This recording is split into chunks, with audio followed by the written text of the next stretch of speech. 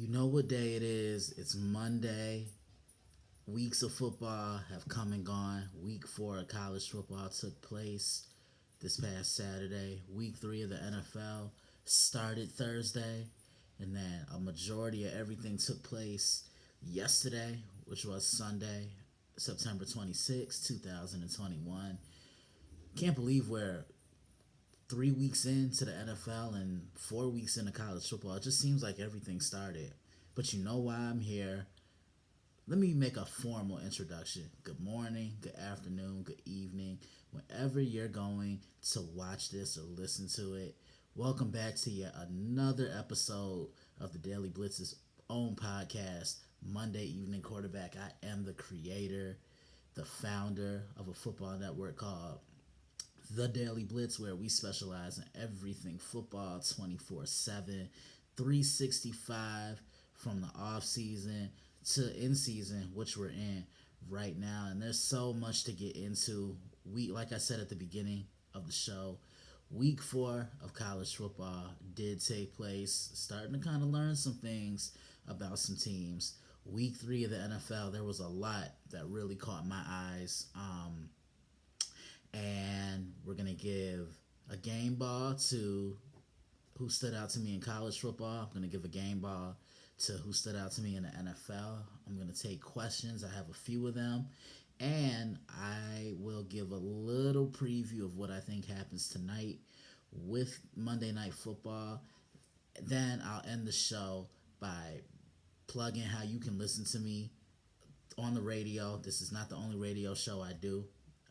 I'll plug all that.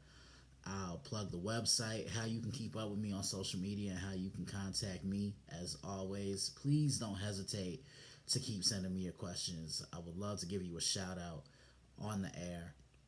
But yeah, like I said, this is the third episode of Monday Evening Quarterback. Can't believe we're 3 episodes in, and there's a lot, as always, to get into. We're going to jump right into the college side of things.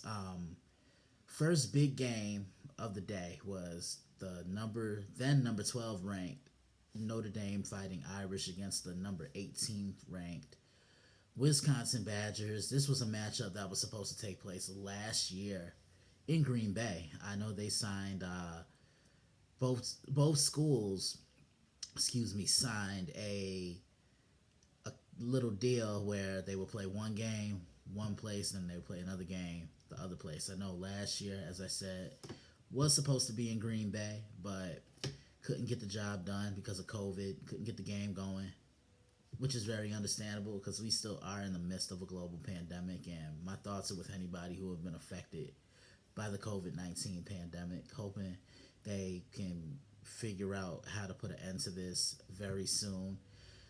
The game was in Chicago, Illinois, at Soldier Field. College Game Day was there, and I was actually fortunate to be at College Game Day. Look, I've watched it on TV for so many years. I've seen Kirk Herbstreit, David Pollack, Reese Davis, Lee Corso, and Desmond Howard all together for so many years.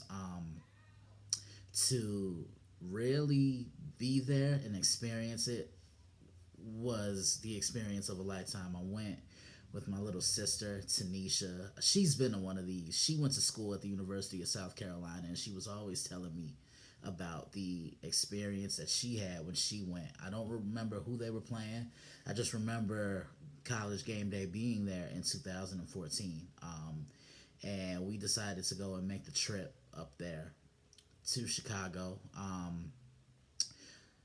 Man, it was such an unforgettable experience. The weather was perfect. Here I am thinking that it's going to be a little chilly. It's going to be a little nippy outside, but the weather was perfect. The sun was shining. There wasn't a cloud in the sky. Huge game on tap that day. I had been a little questionable about Notre Dame and Wisconsin. It hadn't really looked good that year. The defense has been great and the running game has been great. It's the passing game that's really hurt them. Graham Hurts, he's not the answer for Paul Chryst and them moving forward. But about this game day experience, it was just so surreal seeing the analysts that you see on TV and the guys that you admire up close. Got some really good pictures. I was able to promote, and I was able to tell people about the brand, how they can keep up with me.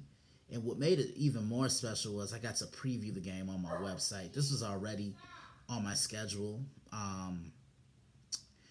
to preview, and just the fact, I was out there for the festivities and I was still able to preview the game on the site. That was really special.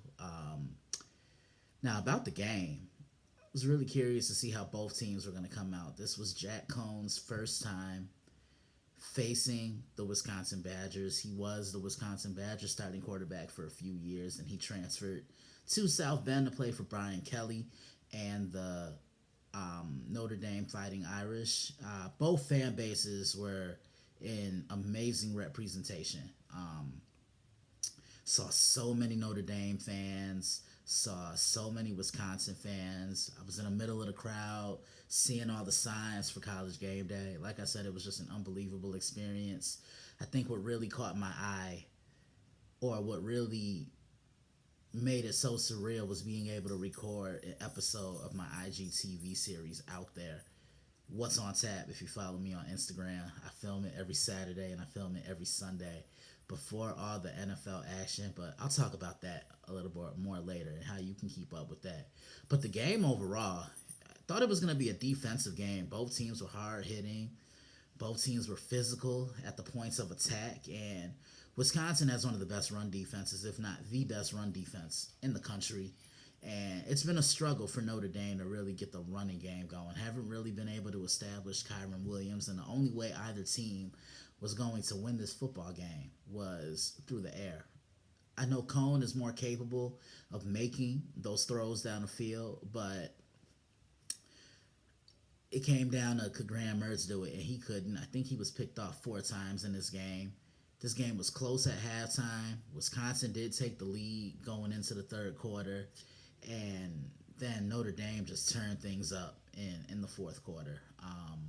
2 pick sixes, a bunch of turnovers from that defense, and Jack Cohn got hurt with an ankle injury, and he couldn't play in the rest of the game. So the backup quarterback, Drew Pine, came in, and Notre Dame's offense really didn't miss a beat. I thought this was the most complete win of the year for Notre Dame. Couldn't get the running game going, which was to be expected against that stout Wisconsin run defense up front. But Drew Pine came in and he played his game. Didn't try to imitate Jack Cohn and do what he does. He just let the game come to him and found Michael Mayer, found Kevin Austin Jr., and this is a huge win for Notre Dame. I think this is their most complete win of the year because the offense showed up. The defense took care of business in special teams. Whenever they had opportunities to kick field goals, they hit on those and got the 3 points. That's winning in all 3 phases of the game. Tough loss for Wisconsin. I actually had Wisconsin winning the Big Ten West. But you can't get them all right, correct? But that was just a great day for me. If you guys want to see pictures, let me know, and I'll more than gladly send those to you so you can experience what I experienced, but just in picture form. We saw the Fox Noon Big Kickoff guys. That's Reggie Bush, Matt Leinart, Bob Stoops, Brady Quinn. We saw those guys. Reggie Bush looks like he could still play if he wanted to, but I think he's enjoying what he's doing right now. What a game for Notre Dame, and now they have another big game coming up. They return home to play the Cincinnati Bearcats in Week 5. Huge game, October football, especially in college football. You're going to hear more about the playoff implications and whatnot. November is what I call Statement November in college football. That's where teams are fighting to get into that playoff bracket, that field of 4, which they'd expanded to 8, because I think it would be more parity to it, and there are just some teams who have had really good records. They missed the playoffs. They have a perfect record, an unblemished record, and they're on the outside looking in. The committee has to get this right sooner or later. Have your 5 conference champions, and then have your three at-large bids, and everything is solved right then and there. Another game I want to talk about: Clemson, North Carolina State. Now, when I was on the Nerd Zone the other day, last Wednesday to be exact, when we started talking about this game, something was just telling me to pick the upset because Clemson hasn't looked like the same team that we've seen the last 5 or 6 years prior to this year. And North Carolina State did beat them. Here's the thing: Clemson, they're soft. Call it disrespectful all you want. You can say, I'm being rude, but look, I know no other way than to give my opinion and try to be truthful in my opinion, right? Look at all those Clemson teams that were making the playoffs and winning ACC conference championships, getting to the playoffs and winning national championships, because I know they won two of them a couple of years against the Alabama Crimson Tide. Those teams were built to dominate. They had a great running game. They had strong offensive lines, consistent quarterback play, whether it was Deshaun Watson, because I know they won a national championship with him, or whether it was Trevor Lawrence. And they got to a few national championships with number 16 under center. And I thought they would be in a pretty good position with DJ Ungalale. I think I got it right that time because I always have trouble pronouncing that man's last name. But the offensive line is bad. They can't run the football. They're not getting pushed up front. Their defense is keeping them in games, okay? They get off the field on third down. They'll force those turnovers. They'll get the ball back for the offense. And it's the offense that's not complimenting the defense. And it's just an unstructured team, which is something I thought I'd never say about Dabo Swinney. I thought he's always been one of the best head coaches in college football. Some have called him the best head coach in the country, not named Nick Saban, that is, who coaches the University of Alabama. And I can't say they're wrong on that, but yeah, this Clemson team doesn't have it. They have dropped out of the top 10 for the first time since 2014. There comes a time and a change for everything. The tides start to turn, no pun intended, and yeah, this Clemson team, they're soft, and they don't have confidence. They used to have the confidence to put hands in the dirt defensively, push you off the line of scrimmage, 4 and 5 yards per play, force those turnovers, rush the passer. And like I said, their defense isn't bad, but it's not lights out like we're accustomed to seeing, okay? It's been the offense. That's what's really been holding them back. DJ has no time to really throw the ball from the pocket. They're not running the ball. And DJ just doesn't look like he's on the same page with those receivers. I know last year they missed Justin Ross. I know he was out with a neck injury, and he's one of their better receivers that they've had, a 6'4" possession receiver that goes up and just plays grown man football, meaning you can line him up in a one-on-one situation. He can go up, get the football out the air, and then some. And he doesn't even look to be interested in the game. This Clemson team just looks lost in every phase of the game offensively. And it's kind of tough to see because I thought they really weren't going to miss a beat with the coach. Because Dabo Swinney's a good coach, and he's a great recruiter as well. They're going to have to go back to the drawing board. You can say this is their rebuilding year of some sorts. Could take a couple years before they get back to that national title platform. I don't think it'll take a couple of years. I think they could be back there next year. Now DJ will have a full year under his belt. By this time next year, when I'm recording an episode of Monday Evening Quarterback, we could be talking about Clemson and how they're back. They haven't missed a beat and whatnot. They may be missing that beat now, but we could really sit here and say, all right, Clemson, they're back. They're relevant again. In the game of college football, I think is better when they're relevant because they make things really interesting. They were one of the 2 or 3 best teams in the country, and remember, they took 2 national titles away from Alabama in 2017 and 2019. I'll never forget that. Those teams were stacked. Deshaun Watson 1 year. Then Dabo makes the decision to bench Kelly Bryant, who was the starting quarterback then for Clemson, and goes with the long hair dude, Trevor Lawrence, and the rest is history. I don't think Trevor ever lost a regular season game for the Clemson Tigers. I know he lost that one national championship against that LSU team. And let's be realistic, nobody was beating that LSU team that year. They were just too stacked in every phase of the game. And they lost in the college football playoff last year. They were punched in the mouth against the Ohio State Buckeyes. I just thought they had a really bad secondary, and that's also transferred over into this year. Their secondary still isn't strong. Yeah, so Clemson, they've lost 2 games, and the playoff committee will not allow a team who has lost 2 games into the playoff field. You have to lose 0 to 1 game at the most.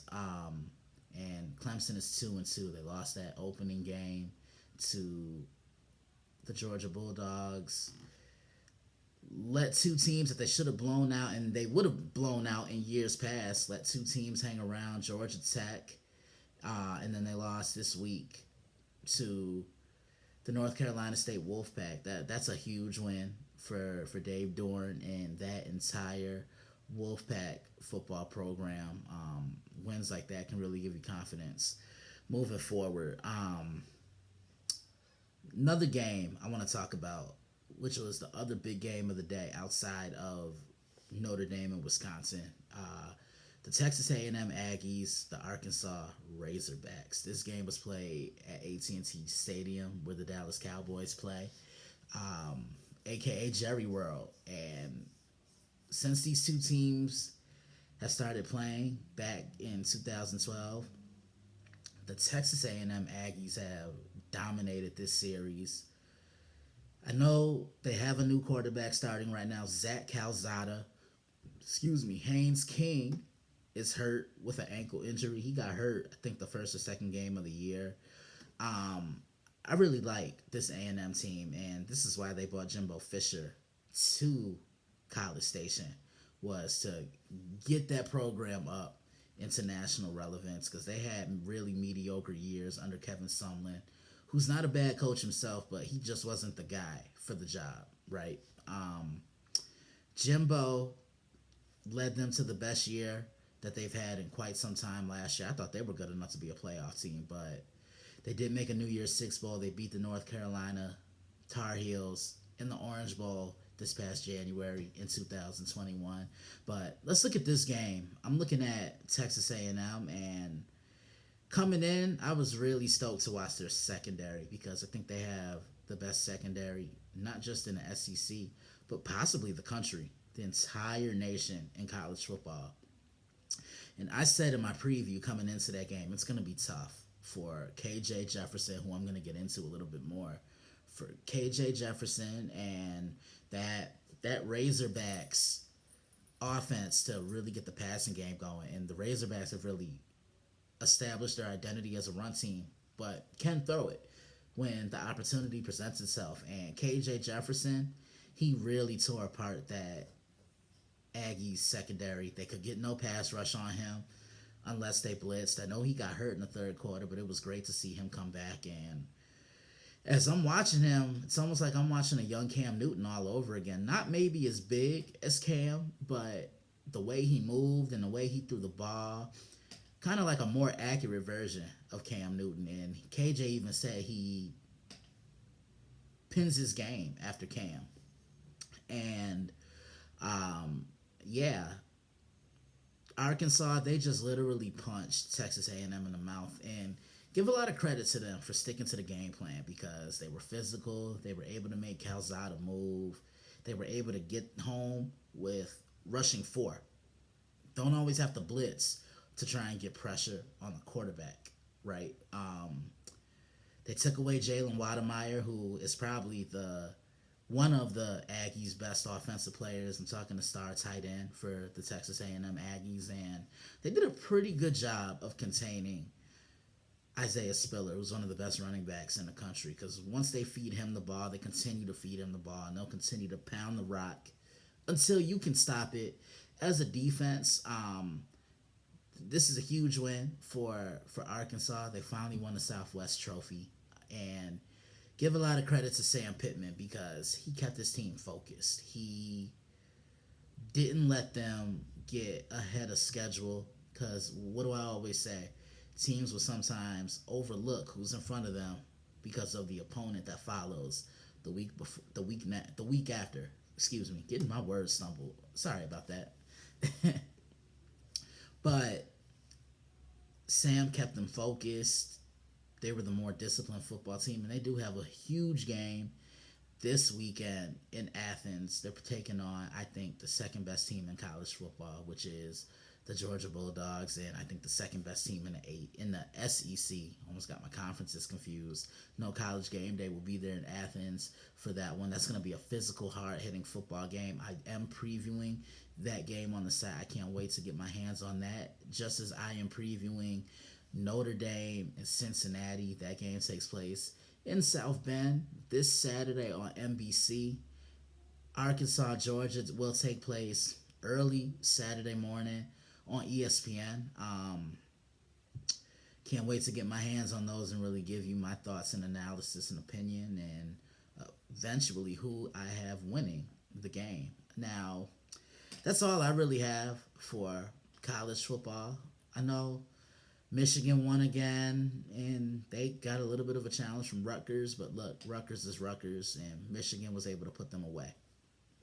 Penn State continues to win, and how about the Baylor Bears? Dave Aranda he's really putting together a solid team out there in Waco for the Baylor Bears. They beat the Iowa State Cyclones.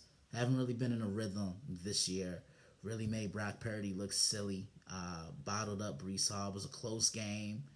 And upsets happen. This is the game that we love, we play, and we talk about, and we break down because anything can happen on any given Thursday, Friday night. I'm talking about the high school kids too. Any Saturday, college, and any Sunday night, and Monday night, the NFL. That's a big win for that program, and that's a signature win for Dave Aranda. So happy Coach has finally gotten his opportunity to lead a team. And that's all I pretty much have for college football content today. Now it's time to give out a game ball. This one's not going to a player. It's actually going to a coach, Mr. Brian Kelly of the Notre Dame Fighting Irish. Now, if he had won this game, which he did, he would have become the all-time winningest coach in Notre Dame Fighting Irish football program history. Coming into the game in Chicago against Wisconsin, Brian was tied with the iconic coach Knute Rockne with 105 wins, and they finally won, and he surpassed Knute, and I'm giving him the game ball. A little tip of the cap to Coach. Congratulations on a huge milestone. I think you're one of the best head coaches in the country. Your players love playing for you. I've never heard anybody say a negative thing about you. Keep leading your program. Keep moving forward, and I can't wait to see what you guys do moving forward. Fighting Irish are 4-0, undefeated again. No, they started undefeated last year as well, and look where that got them. Now, let's talk about the NFL. Yesterday, Week 3 did continue. Week 3 started on Thursday with the Carolina Panthers and the Houston Texans. Carolina's 3-0. Who saw that coming? Give a lot of credit because Christian McCaffrey, he was healthy. I know he's out now with that ankle injury, but Sam Darnold, I think this guy really needed a change of scenery, and he's really benefiting from it. They've put weapons around him, and he just looks comfortable. He's smiling more. I've seen him smile more now than I did the entire time he was in East Rutherford with the New York Jets. Carolina handled their business. No Tyrod Taylor for Houston, who was actually off to a really good start.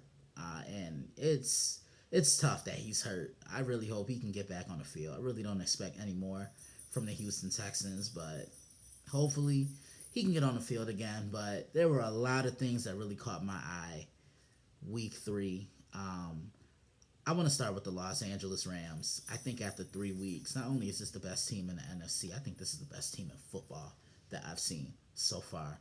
Now, when they had Jared Goff, he was good, but he can never take a game over like a Matthew Stafford. Let's just call it what it is. Jared really had to depend on the running game and play action in order to push the football down the field to take those shots. And when he threw the ball a certain amount of times, that means that he was out of his element. Now you bring in Matthew Stafford, you pair him up with an offensive-minded coach who's one of the best, is Sean McVay, and Matthew looks like a new guy. Look, he was good in Detroit, but he's been great so far with the Los Angeles Rams. He has weapons around him. I know the Rams' running game has been a little iffy. I think it'd be great if Cam Akers were playing, and it's just tough that that kid is missing time with a torn ACL. I wish him a speedy recovery because he would have been great for this Rams offense. Kind of cut from that Arian Foster cloth. Not really quick, but smart enough to move and maneuver his way up and down the field. They had a big game, the Los Angeles Rams, yesterday against the Tampa Bay Buccaneers, a game in which some were calling a preview of the NFC Championship game. Had the 2-0 Tampa Bay Buccaneers, who had won 9 or 10 in a row, dating back to last season. And then you have the Rams, who were off to another strong start. I think a start that a lot of people expected of them. And they were able to finally meet. This was a game I previewed on the website on Friday. I called it Pressure, which was inspired by a Lupe Fiasco song called Pressure, because coming into the game, I kept saying, look, this game is going to come down to who can apply pressure on the other team's quarterback, right? Because when I look at the Rams, they have the formula to beat Tom Brady. You can't let Tom just sit in that pocket and let him nickel you and dime you all game long, because once he gets into a rhythm, he stays into it, and he's going to pick you apart. Let's not forget, the man's been in the league 22 years. That's crazy. He's been in the league 22 years, and he's seen every coverage known to man, left and right, every blitz, every scheme that a secondary is going to throw. You have to rush him with 4, keep a spy in the middle of the field, take away the middle of the field, because he likes to connect with those receivers over the middle, and the secondary has to play tight man coverage and force him to throw outside the numbers. I think he's more comfortable in doing that now because he has those weapons like a Mike Evans, and still has Gronk. Godwin can not only play in the slot, but you can line him up wide. Antonio Brown, who I know did not play yesterday. And the Rams, they were actually the last team in the NFC to beat Tampa Bay last year before Tampa Bay lost to Kansas City, who's in the AFC, I know. And then Tampa Bay just ran the table. So the Rams, they just outplayed the Buccaneers yesterday. Tampa's secondary is extremely thin, and they're suspect. They let Matt Ryan throw the ball on them in week 2. What did you think Matthew Stafford was going to do? Matthew had close to a perfect day at the office yesterday, and Tom Brady threw the football 55 times. They weren't able to get the run game going. Aaron Donald showed why he's still the greatest defensive player in our game right now. He was all over the place, and you don't always have to bring the quarterback down. Pressure him, make life miserable for him, and force the other team to come out in some type of max protection to keep the quarterback protected. And I saw Matthew Stafford just have all day to throw the football. And look, I'm going to serve myself a slice of humble pie a la mode, because in the offseason, I kept saying to myself, look, I like what the Rams look like on paper, but they don't have a true number 1 wide receiver. I stand corrected. That number 1 wide receiver for them now is Cooper Kupp, because he's showing he's not a guy that just runs the crossing patterns. He's getting up the field. He's creating one-on-one down the field. He's making his catches, and I haven't seen Matthew Stafford in sync like that with a receiver since the days he played with a Hall of Famer named Calvin Johnson, a.k.a. Megatron. I think you guys may remember him. The Rams won that game 34-24. Just a great all around win. I love what I'm seeing from the Rams. They're playing with a lot of confidence. They feel they can beat anybody that comes in their path. Have a couple of division games coming up in the next 2 weeks. I know they play the Arizona Cardinals in week 4, which is a game I will be previewing on the website. Look, I'm just throwing it all out there. Or as David Hoffman on the Prime, another show I contribute for, likes to say, shameless plug. So, one of the other big wins of the day yesterday, Los Angeles Chargers going into Arrowhead and beating the Kansas City Chiefs. Now, last year the Chargers beat the Chiefs in a meaningless game for Kansas City because the Chiefs had everything locked up. They already clinched the top seed in the AFC, 14-2 record, and they already have as many losses this year as they had all of last year put together. Let's look at it like this. Teams have figured out Patrick Mahomes and the Kansas City Chiefs because what does Kansas City like to do offensively? They like to take shots down the field and they like to throw that football over the top and take the tops off of zone coverages. You know, you have one of the best wide receivers in the league and Tyreek Hill, and you have Travis Kelce, who's one of, if not the best tight end in the National Football League, who moves like a wide receiver in space. But I really like what the Chargers did defensively because they rushed 4 and they dropped guys back in coverage and they said, look, if you're going to beat us, we're going to make you earn every yard. We're going to play that tight man coverage across the board, something Brandon Staley did say he would be implementing as head coach, and he's also calling the defensive plays for the Chargers. And you really didn't see Kansas City take a shot down the field. And when he did, when Mahomes did, the ball ended up being intercepted. Now, that first interception, he tried making that no look pass that we've seen him make several times, and it ricocheted off his intended receiver and into the hands of Asante Samuel Jr. Can't believe Asante Samuel's son is now playing. I remember when Asante was playing. Mr. Pick Six, as we used to call him. The Chiefs, they can't stop the run. Outside of Chris Jones and Tyrann Mathieu, there's no shining point for this defense. They really struggle to get off the field, and I think this is that signature win for Justin Herbert. I'm getting my Justins confused. I'm about to get into Justin Fields in a little bit, but yeah, Kansas City, they were outplayed, they were outcoached, couldn't get the running game going, which I thought would be beneficial for them because the Chargers gave up close to 200 yards rushing against the Cowboys the week before, and Clyde Edwards-Helaire was my X factor coming into this game. The Chiefs need to get the running game going. And a couple weeks ago, I was asked a question about, am I concerned about Kansas City and their um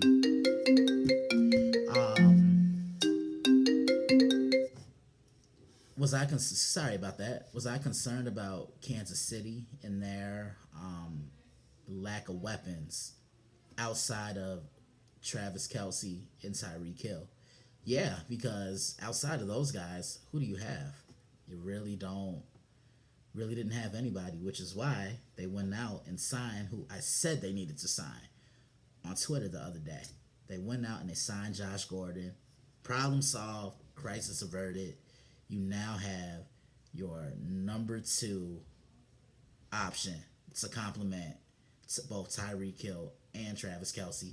I just hope the kid can stay on track because he's a talented football player, but you know, the guy has an addiction problem, and addiction is something not to joke around and poke fun at, but I really hope he takes full advantage of this opportunity. He's getting the chance to play with another Super Bowl winning quarterback, play with Tom Brady in New England, play with Russell Wilson for a couple of seasons. Now he's playing with Patrick Mahomes, and Andy Reid is going to take a chance on him. And speaking of Andy Reid, I know there was a scare with him yesterday to say he was feeling sick after the game. He was taken to the hospital in an ambulance. He was treated for dehydration. That's great to hear that he is going to be okay.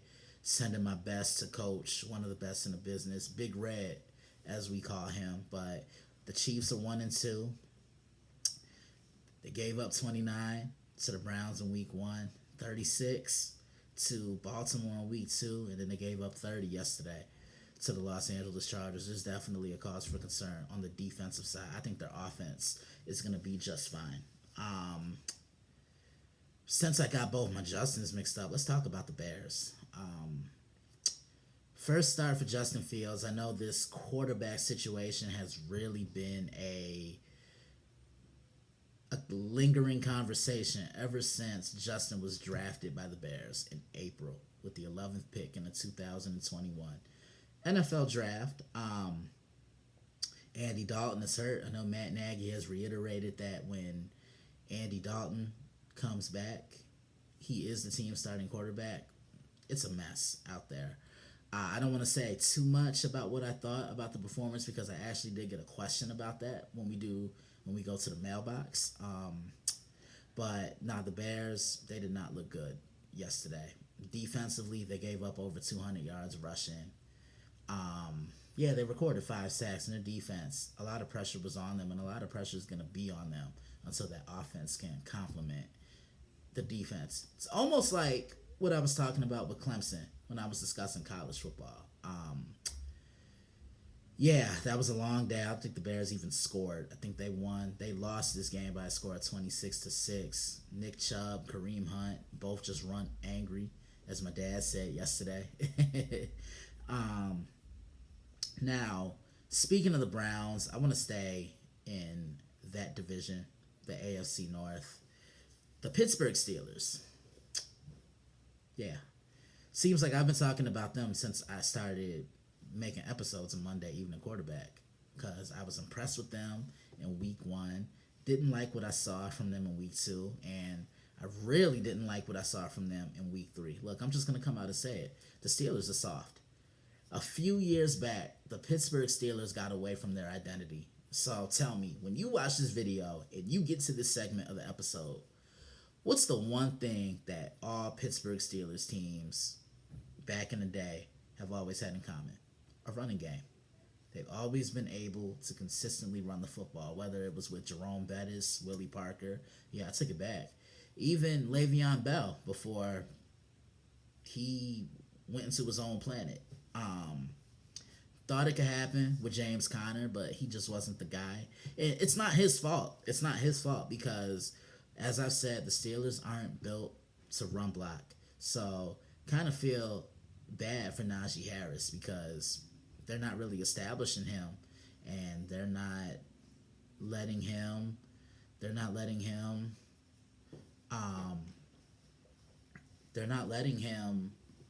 get his carries. They continue to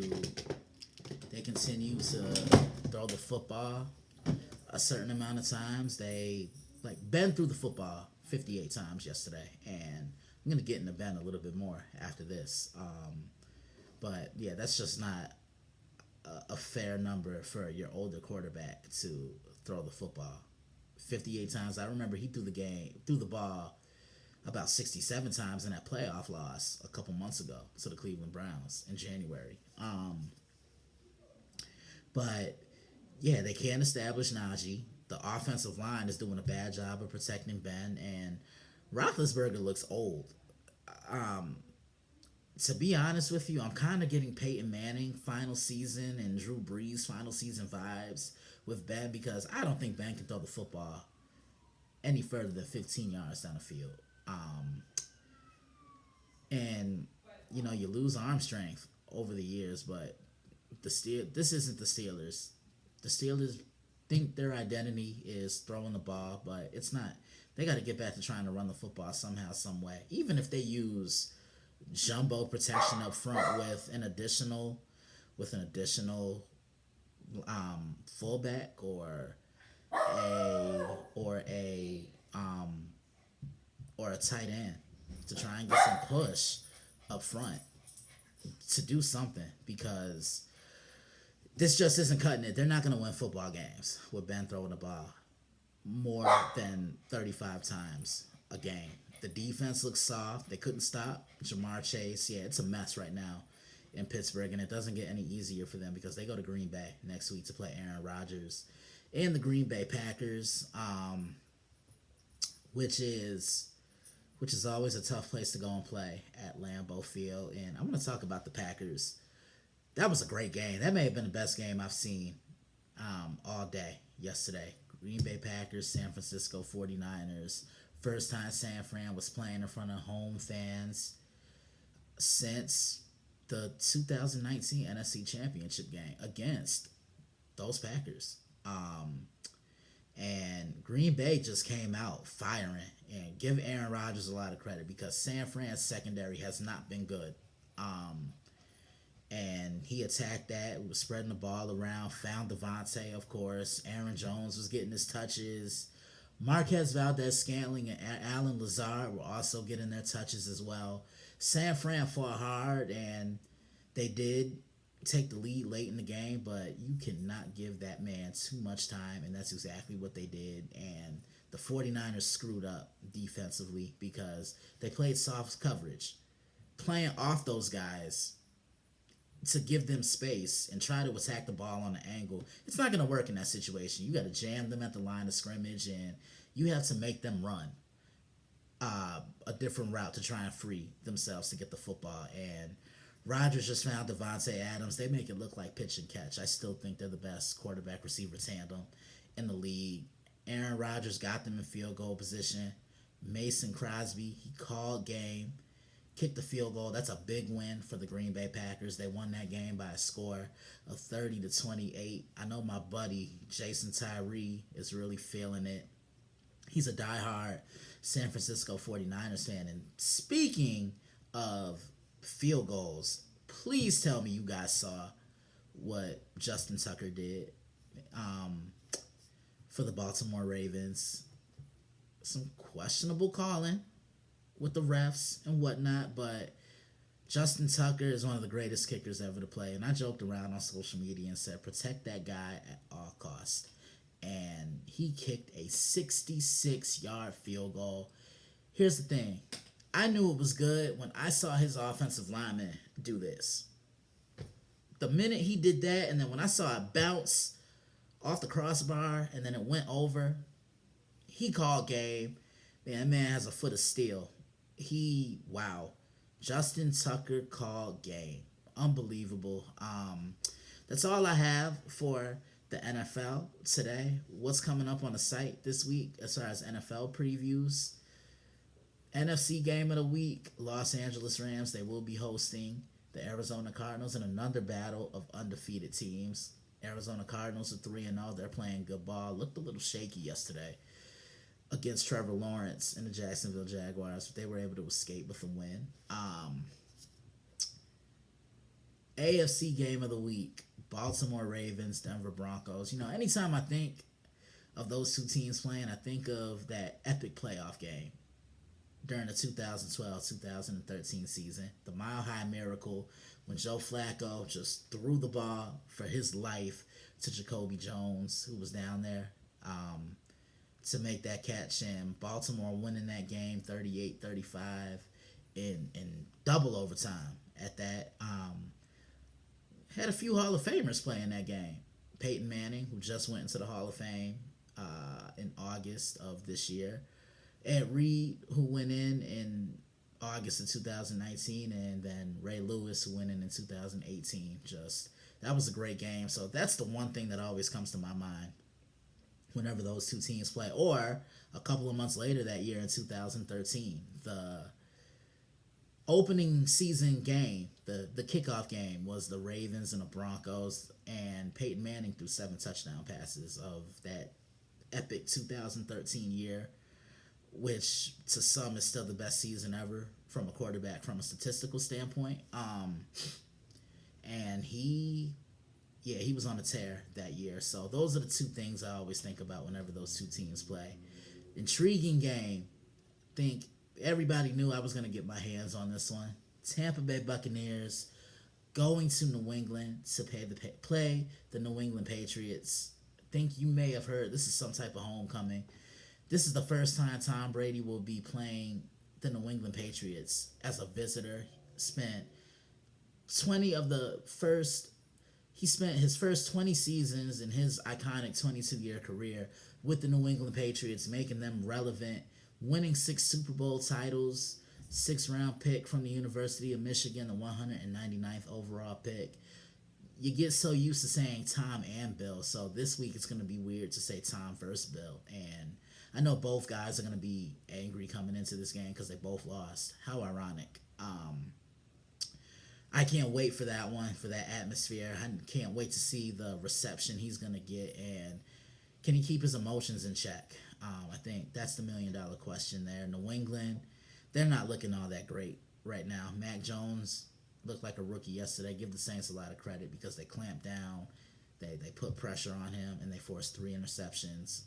New England's 1-2. They've lost their first 2 home games for the first time since the 2000 season. So they've really developed a strong home field advantage at Gillette Stadium in Foxborough. That is a Sunday night game. I cannot wait to get my hands on that one and preview it. I have my title all thought out. And yeah, I already talked about what I'm previewing in college. That's Cincinnati and Notre Dame, and the Arkansas Razorbacks and the Georgia Bulldogs. But let me give out a game ball to the guy that really caught my eye in the NFL. I'm giving it to Matthew Stafford. 27 of 38 yesterday, 343 yards passing and 4 touchdown passes with no interceptions. He's playing at an MVP level right now. First quarterback to throw 9 touchdown passes in his first 3 games since a guy named Kurt Warner. And Kurt went on to win the MVP and Super Bowl that year. And he's also a member of the Pro Football Hall of Fame in Canton, Ohio, the class of 2017. So with that being said, it's mailbox time. And just so you guys know, when you're watching this, I excuse some of the noises. I do have a dog, and my computer was going off with a phone call. So I apologize about that. Fair warning. Let's go to the mailbox. My man, Anthony Patton, or if you know him personally, his nickname is AP. He sent me 2 questions today. The first one was, with both starting 3-0, are the Raiders and Broncos the real deal? I'm impressed with the both of them, but if I had to choose one, who do I trust a little bit more? It's definitely Denver, because the Raiders are a little shaky still defensively. Denver has playmakers in each phase of the game. Von Miller's back. When he's healthy, he makes all the difference. They fixed up that secondary. Look, I know the Broncos have played the Giants, Jacksonville, and the New York Jets. All 3 teams have a 0-9 combined record after the first 3 games, but you beat who you beat, right? I think the biggest thing with the Broncos has been quarterback play. Look, ever since Peyton Manning retired, it's been a rotating carousel, an open and closing door of quarterbacks. You thought Trevor Siemian was the answer. He wasn't. You bring in Case Keenum. He can't get the job done. You bring in Joe Flacco. He can't get the job done. You thought Brock Osweiler. Yeah, I know, I took it back there. You thought he was the answer. He left, and after 7 games, he got a ton of money from the Houston Texans, and he couldn't get the job done either. Now you bring in Teddy Bridgewater. He brings leadership. I don't know if you guys saw that video from NFL Films with Von Miller saying, look, you bring leadership. We haven't had this since 18. Peyton Manning's number is here. And that's big. You know, they're making it look real easy with the Raiders. The Raiders are 3-0. I know they've played some close games, and Derek Carr is playing out his mind right now. This team goes as far as he takes them. So that's question number 1. Question number 2, this is the one that I think a lot of people have been wondering. Justin Fields or Matt Nagy, who takes more blame for what happened Sunday? Definitely Matt Nagy, because he didn't implement a game plan to cater to the quarterback. Move the pocket, let him make things happen with his feet, let him throw the ball down the field, and Matt didn't make adjustments for that defensive line. I know that was a strong defensive line, but Um, you know that you know, and I know that Myles Garrett is one of the best defensive players in the National Football League, right? Why not why not chip him? Why not get him in the opportunity? Why not? God, I'm losing my words and my whole train of thought. I'm sorry about that. And I'm also on pet parent duty because my dog needed some water. Um, why not double team him or chip him? And they did not do that. Um, they didn't. They just let Myles run free. He ended up with 4.5 sacks, which is a career high for him, which is kind of crazy because he's such a solid pass rusher. But definitely, Matt called a horrible offensive game, and that's another thing I want to touch on. Matt is he's an offensive minded guy, and I know he's calling the plays for the offense. I don't know if he's calling those plays now, but look, with Matt, when you're a head coach, you need to focus on the whole team. If you just want to focus on one side of the ball or a certain area of the offense, stay a coordinator. You can't do that when you're a head coach. You got to focus on every aspect of the football team. And yeah, I'm glad I got those questions. Thanks, AP. Huge shout out to you. You really been supporting me since you met me. And I really appreciate that. And I hope I answer your question to the best of my ability. Guys, look, that's my show. Minus some noises. Sorry about that again, by the way. I have so much fun doing this. I was really looking forward to it today. I'm enjoying it and I'm getting so much more comfortable with it as the weeks go on. First, before I plug everything, I want to give a huge shout out to my man Tim Gilbert. Now, Tim has a clothing line called Rich Overnight, and I remember when he first started this, been buying a couple of shirts from him the last couple of years. I'm so proud of you, man. I really appreciate you for supporting me. And this goes to anybody. If you have a clothing line and if you want me, I would love to support you. So if you have one and you want me to wear a shirt on the show, send me a link to your shop. Alrighty? Please. I want to support you. So many have supported me, and now I want to support you as well. Look, I'm not in it to compete with anybody. I want to see everybody win. Always, I want to give a huge shout out to my family, both my parents, my amazing mother, my amazing dad, my beautiful sister Taylor, my other sister Tanisha, my son/dog who was just barking. I guess you can call him my special guest of the show. My dog Siebes, who needed some water. Dog parents know.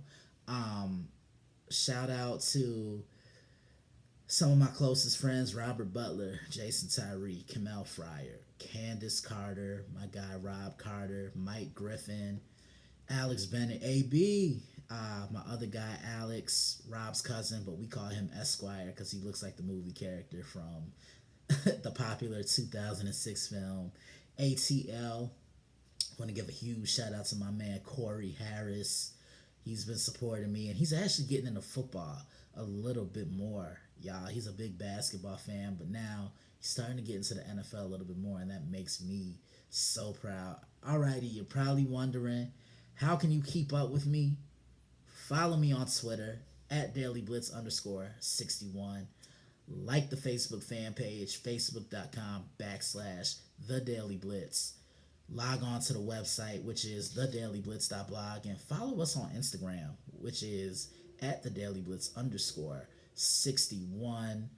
Keep up with me on the radio. You can follow along with me on the Prime, where I'm about to be in a couple minutes after I'm done filming this with David Hoffman, Israel Rivera, Matt James, TJ Hopkins. You can catch me with them every Monday night and Tuesday night. You can catch me on the Prime with Christopher Lawrence, Ryan Shaw, John Danzo, Ronnie Kumpf, as I break down the previous week of college football in the NFL, and we look ahead to the up and coming week of college football in the NFL. You can keep up with me. Catch me every Friday on College Football World with Israel Rivera and Matt James breaking down some of the big games in college football the day before.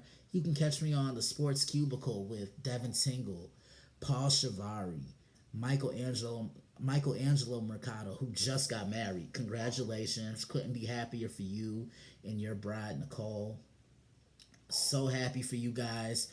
Catch me on WCPT 8:20 a.m. That is the Sports Cubicle, as I just said, in Chicago, Illinois. And if you need the link and if you live outside the state, I am more than happy to send you that link. Guys, look, it's been fun. I wish I could stay here all day and talk about what it is that I love so much with you guys. But look, I have a couple of things I have to do. Monday night football, big game tonight in the NFC East. The Philadelphia Eagles, Dallas Cowboys. Divisional tilt. This is Dak's first home game since that gruesome ankle injury last year, in week 6. And so I know he said this is going to be a really special moment. I like the Cowboys in this game because I trust Dak more than I do Jalen Hurts. I think Dallas wins this game by 10. I previewed this one on the website as well last week. That was our intriguing game preview of the week. I have the Cowboys winning this game 31-21. If Dallas can play like they did last week, they will be a tough out for a lot of teams. Guys, that's it. It's been real. I love you. I appreciate you. I hope you enjoy watching this, minus some of the noises and the dog barking. I hope you enjoy this as much as I enjoy recording this. I will see you next week, God willing. Have a great day. Have a great night. Have a great rest of the week. Chase your goals. Chase your dreams. Encourage somebody along the way. Enjoy Monday Night Football. And most importantly, stay safe.